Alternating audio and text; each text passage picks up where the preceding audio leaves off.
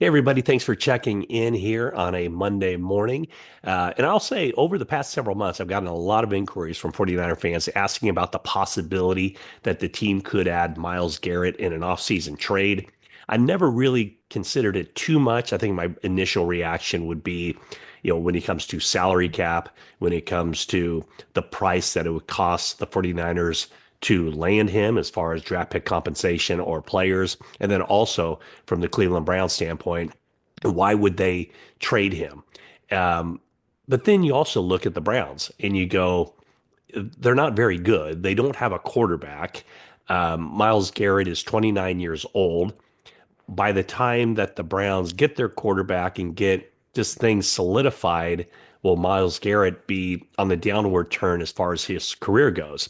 Well, everything kind of took a turn on Monday as we kind of awakened to the news of Myles Garrett putting out a statement in which he requested a trade from the Cleveland Browns. And part of that statement read, the goal was never to go from Cleveland to Canton. It has always been to compete for it and win a Super Bowl. With that in mind, I have requested a trade from the Cleveland Browns. Now, this comes just several days after at the Senior Bowl in Mobile, Alabama, Browns general manager Andrew Berry was asked about Myles Garrett's uh, status with the team and whether they would consider trading him. And I think he was asked specifically, if someone sees you at dinner tonight and says, we'll give you two first round draft picks for Myles Garrett, do you say I'm not interested? And what Barry said was correct. You can put that on the record. So uh, let's just start there. One guy wants to be traded. The Browns are saying they're not going to trade him.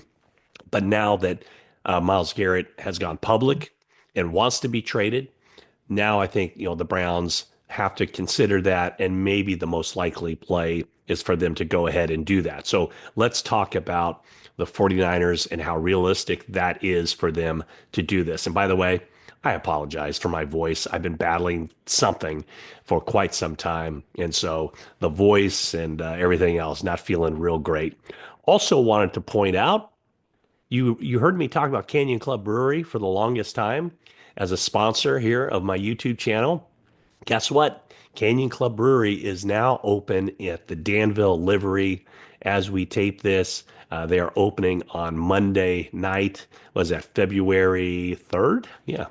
So if you get a chance in the coming days or weeks to check out the livery in Danville Canyon Club, go check that out. There's a location in Moraga as well, very family friendly atmosphere, as is the atmosphere in Danville. I haven't been over there since they finished it, but it looks absolutely fantastic. I know they had a soft opening over the weekend. So Canyon Club Brewery, check that out. I probably won't be going on Monday night just because, like I said, I'm kind of feeling under the weather, but I'll get over there soon. I promise you. And who knows? I hope to see you there. Okay, so here's the thing. Myles Garrett, four-time All-Pro. He's one of the best players in the game at his position. He's been the model of consistency since 2018. Here are his sack numbers: 13 and a half, 10, 12, 16, 16, 14, and 14.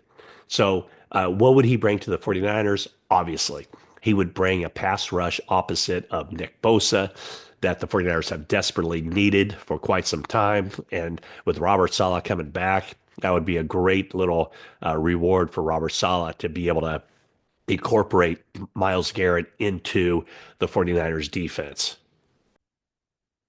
And we all know how often Nick Bosa faces double teams. Well, over the course of last season, Myles Garrett regularly faced double teams as well. In fact, a league high, a career high, I should say, 30% of his pass rush attempts came when he was being double teamed. So he would be, obviously, I mean, he would add something to every team in the NFL. For the 49ers, is it doable? I think it is. I think everything is doable. Obviously, you have to make sacrifices. And what Kyle Shanahan and John Lynch have always said is they weigh the short term with the long term. 49ers, I think, are like $46 million under the cap. Of course, they have some contract stuff to kind of work out. They'll sign Brock Purdy to a big deal, but that's not going to take up a whole lot of cap room year one. I think the big money with Purdy will kick in as far as the salary cap. 2, 3 years down the road.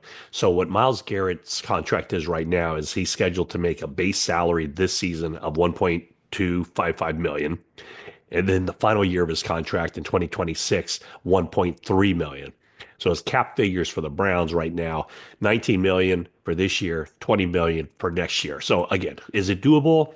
It is. The question is again, what's it going to cost to obtain him? And then, would they do anything with that contract before the trade or before a potential trade? Now, he's also due a $5 million option bonus from the Browns on March 15th. So I would assume that any trade with Myles Garrett would be done before then. That would be basically at the start of the new league year. So what do the 49ers have to give up in this? What do they have as far as something that would be tempting to the Browns to make this trade? Like I said, Andrew Berry last week said that it would not take two first round draft picks, and he would say, put it on the record, we're not doing that. Well, the 49ers have four picks in the top 100 selections in this upcoming draft, at least a scheduled four picks in the top 99 to be exact. Their first pick is number 11 overall. Then they have a second round pick at 43, third round pick at 75, and then the special compensatory pick for losing D'Amico Ryans at number 99 overall. So part of the reason the 49ers like to accumulate those draft picks is so that they can balance off the salary cap and just kind of the player compensation structure.